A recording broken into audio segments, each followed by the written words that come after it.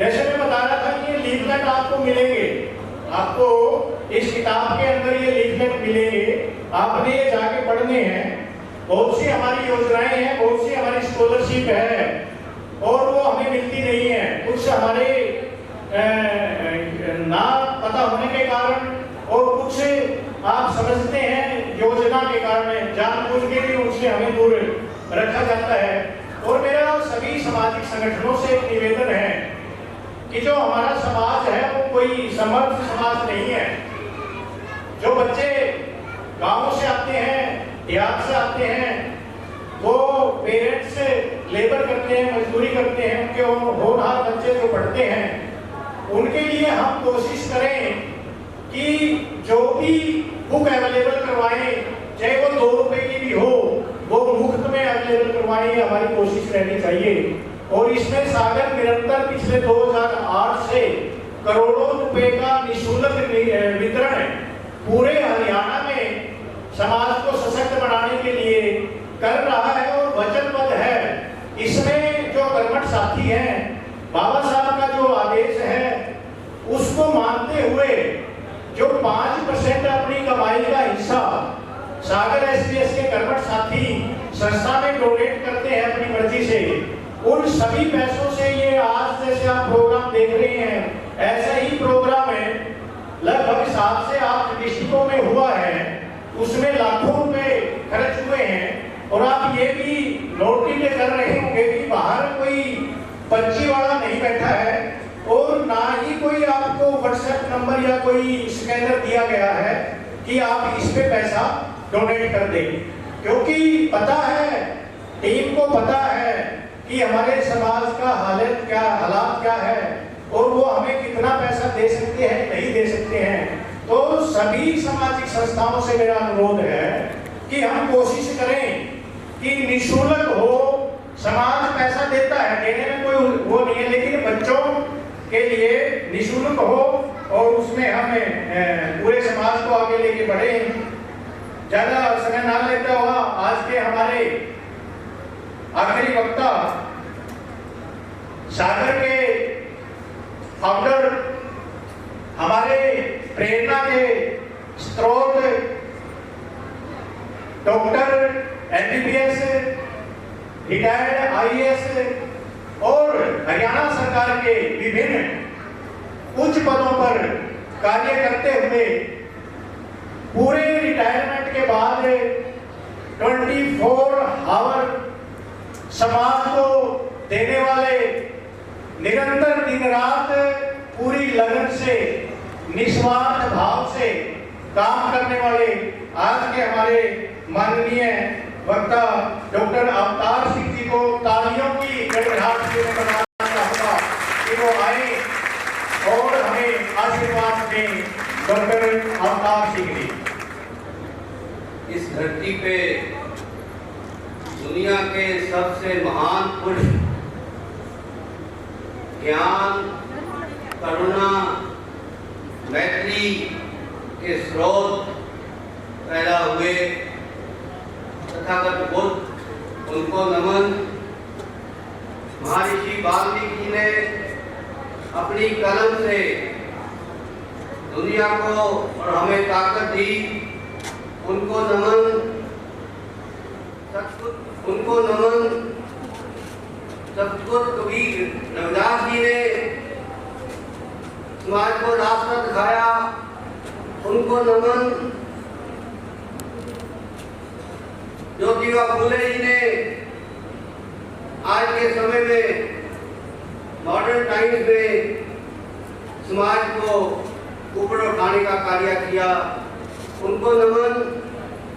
माता सावित्री फुले जी ने महिलाओं को और देश को ऊपर उठाने का कार्य किया, उनको नमन। और फिर माता रमाबाई की कुर्बानी कौन थी? उनकी कुर्बानी को सोच के आंखों में आंसू आ जाते। इस मां के 4 बच्चे इस देश के जो वंचितों के लिए कुर्बान हुए, उनको नमन। और इस देश में आज दिन है, सूरज चमक रहा है, एक सूरज और चमक रहा है, बाबा साहब भीमराव।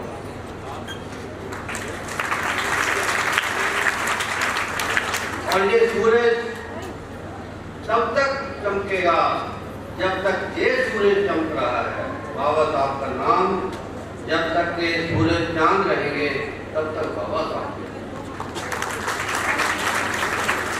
आज मैं हमारी सारी टीम खुशी से इतनी खुशी हो रही है कि जो आज हमारे मुख्य अतिथि हैं, जो बच्चे हैं, जो होनहार बच्चे हैं जो आए हैं, इन्होंने और इनके अभिभावकों ने, पेरेंट्स ने, माता पिता ने मेहनत करके बहुत ही अच्छा स्थान हासिल किया है। इनको सम्मानित करके हम इन बच्चों के कर्तव्य हैं कि इन्होंने हमें मौका दिया है कि इनको सम्मान करें। इनको सम्मान करके हम समाज का, हमारे महापुरुषों का सम्मान कर रहे हैं। इनको सम्मान करके हम हमारे भविष्य का सम्मान करते हैं। समाज का भविष्य बच्चे हैं, समाज का भविष्य हमारे जैसे लोग नहीं है। जिन बच्चों ने आगे आके इस देश में ऊंचे पदों पे जाना है, ऊंची शिक्षा हासिल करनी है और समाज और देश में बहुत बड़ा बदलाव लाना है, आप हमारा भविष्य हो। हम आपको नमन करते हैं, आपसे उम्मीद करते हैं कि आप समाज को आगे बढ़ाओगे। मैं इसके लिए इन बच्चों को सबको बहुत बहुत मुबारक।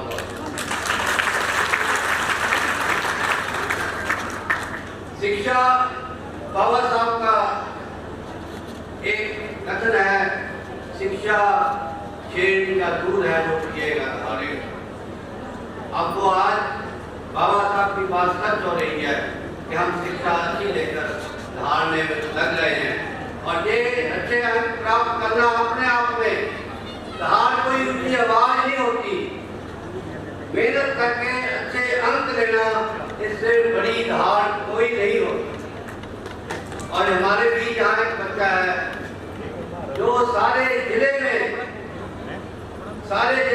सभी बच्चों में टॉप किया है। ये धार है शिक्षा की जो आपके सामने है, वो हमारे बीच में है।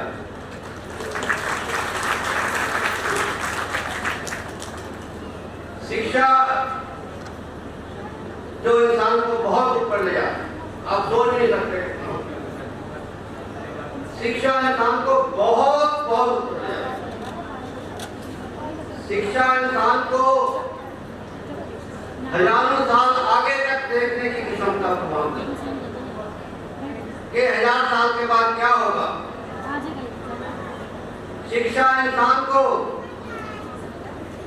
सारी दुनिया में क्या हो रहा है उसकी जानकारी दे सकती है। शिक्षा इंसान को बदलने का बहुत बड़ा हथियार है। इंसान अपनी क्षमता को शिक्षा से हजारों गुना बढ़ा सकता है और शिक्षा से ही इंसान पूरे समाज को बदल सकता है। जो उदाहरण मैं आपके सामने देता हूँ, बाबा साहब ने जिस बच्चे को स्कूल के कमरे से बाहर बढ़ाया जाता था, जिसको ब्लैक बोर्ड के पास जाने की इजाजत नहीं थी, उस 3 बच्चे ने शिक्षा से वो बाबा साहब बने। वो शिक्षा से बाबा साहब बन के इस देश का संविधान लिखा, इस देश के भाग्य विधाता बने कि आज हम खुली हवा में सांस ले। आज हमारे खिलाफ कोई खुले में कोई बात नहीं कर सकता। आज हम बराबरी का हक ले सकते हैं और क्लेम कर सकते हैं। ये बाबा साहब ने शिक्षा के माध्यम से किया। ऐसे ही ज्योतिबा फुले जी ने, माता सावित्री फुले जी ने शिक्षा, जब माता जी ज्योतिबा फुले जी की शादी हुई 12 साल की ध्यान पर थी। शिक्षा के बाद ज्योतिबा फुले जी ने उनको, शादी के बाद ज्योतिबा फुले जी ने उनको शिक्षित किया और टीचर बनने की ट्रेनिंग दी, सरकारी ट्रेनिंग करके उसको सर्टिफिकेट दिलवाया सरकारी ट्रेनिंग का। फिर उन्होंने महिलाओं की शिक्षा के लिए काम किया, तो स्कूल खोले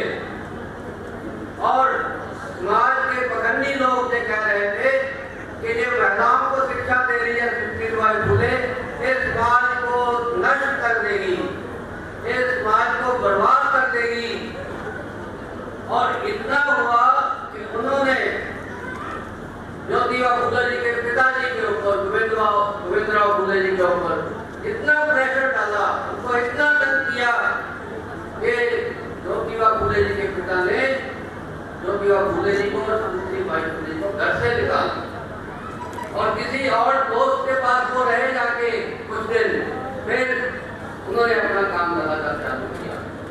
माता सावित्रीबाई फुले जी जब पढ़ाने जाती थी, लोग उनको क्या क्या गलत बोलते थे, उनके ऊपर कीचड़ फेंक देते थे, गोबर फेंक देते थे कि ये तो बिल्कुल गलत काम कर, पर वो हिम्मत नहीं आ रही।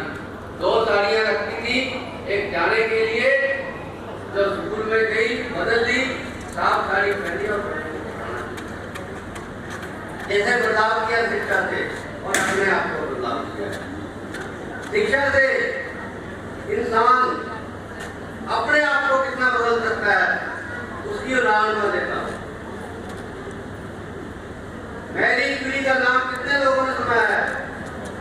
मैरी क्यूरी है कोई 2-3। मैरी क्यूरी पोलैंड में पैदा हुई, फ्रांस में आई 1870 या 75 में। पेरिस यूनिवर्सिटी में पहली महिला प्रोफेसर बनी। पेरिस यूनिवर्सिटी में 1870 में पहली महिला प्रोफेसर बनी। इतना ही नहीं, 1905 में नोबेल प्राइज का दुनिया का सबसे बड़ा जो इनाम है नोबेल प्राइज, 1905 में नोबेल प्राइज मिला को उस महिला को, सम्मानित महिला को, ये दिखाता है कि शिक्षा और मेहनत से आप कितना आगे बढ़ सकते हैं। ये दिखाता है कि महिलाएं, उनका मौका मिले और उनमें इच्छा शक्ति हो तो वो कोई भी किसी भी तरह की शिक्षा हासिल कर सकती हैं। महिलाएं शिक्षा में किसी क्षेत्र में कम नहीं है। और यही नहीं है, 1912-13 में एक और नोबेल प्राइज मिला, वो भी मैरी क्यूरी को मिला। दुनिया में किसी को, अगर किसी व्यक्ति को 2 नोबेल प्राइज मिले हैं, वो फ्रांस की ऑर्डिनरी महिला मैरी क्यूरी को मिले हैं। ये महिलाओं के लिए और शिक्षा के लिए इससे बड़ा सम्मान क्या हो? जो लोग कहते हैं कि महिलाएं पैर की जूती हैं, वो मैथ नहीं पढ़ सकती, ये बाप जो उन्हीं की पैदाइश है, इससे बड़ा जवाब दुनिया में नहीं है कि मैरी क्यूरी ने 2 नोबेल प्राइज मिले, 2 नहीं, 2 और किसी और व्यक्ति को 2 नोबेल प्राइज नहीं मिले। फिर यही नहीं है, मैरी क्यूरी की बेटी थी जूलियट मैरी, उसको 1935 में नोबेल प्राइज मिला, उसकी बेटी को 1935 में। क्या आप सोच सकते हो? ये समझने की जरूरत है, दिमाग में गहराई से उठाने की जरूरत है कि शिक्षा से आप कितना आगे बढ़ सकते हो और शिक्षा से महिलाएं कितना आगे बढ़ सकती हैं। हेलन केलर है, अमेरिका में एक बच्ची पैदा हुई, 19 महीने की थी, बीमार हो गई। बीमारी में 19 महीने की उम्र में उसकी आंखें भी चली गई, उसकी सुनने की शक्ति भी चली गई, वो बूढ़ी भी होगी और अंधी भी होगी। और उसने माँ बाप ने हिम्मत नहीं हारी, उसको पढ़ाया जो ग्रेजुएट सिस्टम से। वो अमेरिका की पहली औरत बनी जिसने बीए किया, जो ब्लाइंड औरत बनी जिसने बीए किया, जो महिला बच्ची अंधी थी और बूढ़ी थी उसने बीए किया। ऐसा इतना ही नहीं, 14 किताबें हेलन केलर ने लिखी, 14 किताबें। जहाँ किसी बीए वाले लड़के कहो कि ये लेटर लिख दे, वो सोचने लगता मैं लेटर कैसे लिखूं? जिसके 2 आंखें और 2 कान हैं, वो अगर पढ़ते नहीं बच्चों एक पैराग्राफ लिखना मुश्किल हो जाता है। हेलन केलर ने 14 किताबें लिखी, 14, और महिलाओं के हकों के लिए संघर्ष किया, मजदूरों के हकों के लिए संघर्ष किया। ये ताकत शिक्षा की है जो आपके सामने है। 2 उदाहरण दिए हैं और भी बहुत है जो मैं आपको दे सकता हूँ, पर समय की कमी है। शिक्षा से हम बहुत, शिक्षा से इंसान ने वो किया है। अब साइंटिस्ट देखो, न्यूटन ने कितनी बड़ी काम किया साइंस में। आइंस्टाइन का दुनिया जानती है, न्यूक्लियर पावर को इजाद किया, शिक्षा से हुआ। डीएनए की खोज करने वाले साइंटिस्ट, जिसने दिखा दिया कि सारे इंसान के सेल में डीएनए है और सारे दुनिया के इंसानों में एक ही तरह का डीएनए है, कोई फर्क नहीं है। दुनिया के सब इंसानों में धरती के ऊपर एक ही तरह का डीएनए है, कोई फर्क नहीं है।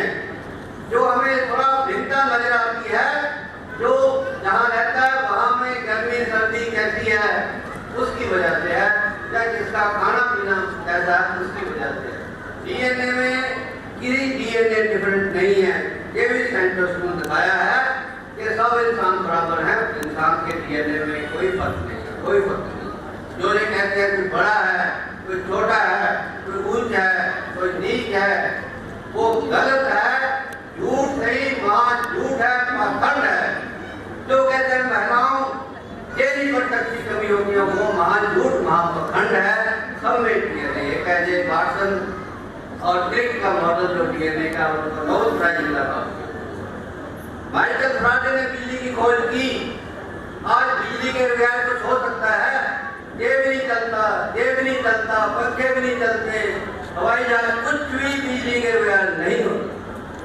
माइकल फ्राडे ने और बहुत साइंटिस्ट हैं, मैं इनका नाम प्रस्तुत कर रहा हूँ आपको, तो सिर्फ शिक्षा की वजह से हुआ। ये शिक्षा ने उसको इतना काबिल बनाया कि कितने आविष्कार हुए शिक्षा में, कितने नई नई इजादें हुई, वो शिक्षा की वजह से हुआ है। अगर मैं देखना चाहूँ तो मुझे एक बात जो मैं तोड़ के देखूँ, जहाँ से शायद अपना बात भी न देख पाए, आंखें इतना देख नहीं सकती। इंसान ने वो माइक्रोस्कोप बनाई है जो एक बाल को, शिक्षा की बात कर, एक बाल को 1 करोड़ गुना बड़ा करके दिखाता है। एक बाल को 1 करोड़ गुना बड़ा करके वो माइक्रोस्कोप दिखा सकती है। ये इंसान ने शिक्षा किया। अगर मैं दूर तक देखना चाहूँ, ज्यादा से ज्यादा 100 मीटर तक देख सकता हूँ, उससे ज्यादा नहीं। इंसान ने टेलीस्कोप बनाई है। 2 टेलीस्कोप का नाम कर रहा हूँ, सुना होगा आपने, हबल टेलीस्कोप का नाम सुना है किसी ने? हबल का नहीं सुना, हबल का नहीं सुना। जेम्स वेब स्पेस टेलीस्कोप का नाम सुना है? नहीं। हबल टेलीस्कोप ब्रह्मांड में लाखों करोड़ों मील दूर तक देख सकती है और वहां की फोटो खींच के धरती पे भेज रही है। लोग उसका ध्यान कर रहे हैं। लाखों करोड़ों मील दूर तक हबल टेलीस्कोप देख रही है। ऊपर आसमान में टंगी हुई है। इंसान ने ऊपर उनको आसमान में टांग रखा है अपनी दिमाग की ताकत से। वहां से सारे ब्रह्मांड के वो पिक्चर जहाँ भेजते हैं उसका एनालाइज करते हैं। James Webb space telescope 15 lakh kilometre धरती से ऊपर इंसान ने फिक्स किया उसको। वो भी लाखों करोड़ों मील दूर के फोटो जहाँ भेज रही है इंसान के पास, शिक्षा के नाम पे। तो जो शिक्षा ने इंसान को इजाद किया है, शिक्षा ने इंसान को बनाया है और इंसान ने शिक्षा को आगे बढ़ाया है। इससे आगे हमें बढ़ना है। शिक्षा से बड़ी कोई ताकत नहीं, कलम से बड़ा कोई हथियार नहीं है। वो हमारी जी वाल्मीकि ने बता दिया है, कलम से बड़ी कोई ताकत नहीं और शब्दों से बड़ा कोई हथियार नहीं है। जो शिक्षित होगा वही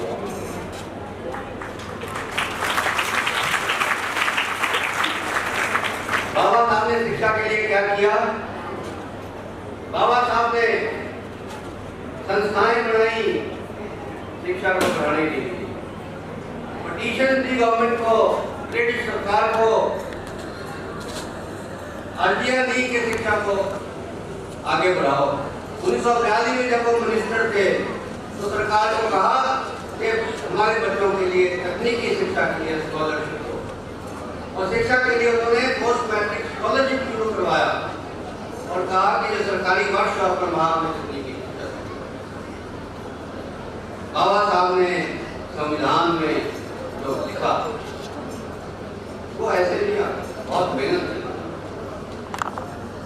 जैसा आपको बराबरी का बहुत थोड़ी सी और ज़्यादा लंबा नहीं, थोड़ा शांति। मैं आभारी हूँ कि पहले बच्चों ने बहुत शांति से सुना सबको, और इसी से हमें फायदा होगा। तथागत बुद्ध ने कहा था कि कोई व्यक्ति जन्म से, वर्ण से, जात से, वंश से, रंग से ऊंचा नहीं, व्यक्ति सिर्फ अपने गुणों से ऊंचा जाना, बड़ा है छोटा हो, अच्छे गुण बड़ा है, अच्छा गुण, जिसके गुण कम है और डेली गुण के एक बार फिक्स हो जाते हैं। जब आप अपने में नए गुण पैदा कर सकते हो, शिक्षा नहीं सकते। उसने कहा, कबीर जी ने कहा, एक गुण से सब जग उपजा कौन सो, सबने बराबरता के साथ। रविदास जी ने कहा, जो वेदन के पाठ पाठ में पाठ, जो मानस की जात जात में जात, रविदास मानस न जुड़ सके जब तक जाए न जात, जब तक जात खत्म नहीं होती इंसान जुड़ नहीं सकता। पाठ किया एक बराबरता की बात जो है, बाबा साहब ने इन सब विचारों को संविधान में पहले मौलिक अधिकार है, जो मौलिक अधिकारों की लिस्ट है, पहला अधिकार आर्टिकल 40 को बराबरी का है कि इस देश के सब नागरिक, कोई भाषा, कोई जाति, कोई रंग, कोई लिंग, कोई कहीं का हो, वो सबसे पहला स्थान बराबरता को दिया है संविधान में। उससे सारे बाकी दरवाजे खुलते हैं। वो बहुत बड़ा गेट है, उस गेट से निकलोगे तो सारे दरवाजे आके खुल जाएंगे। तो वो संविधान में लिखा है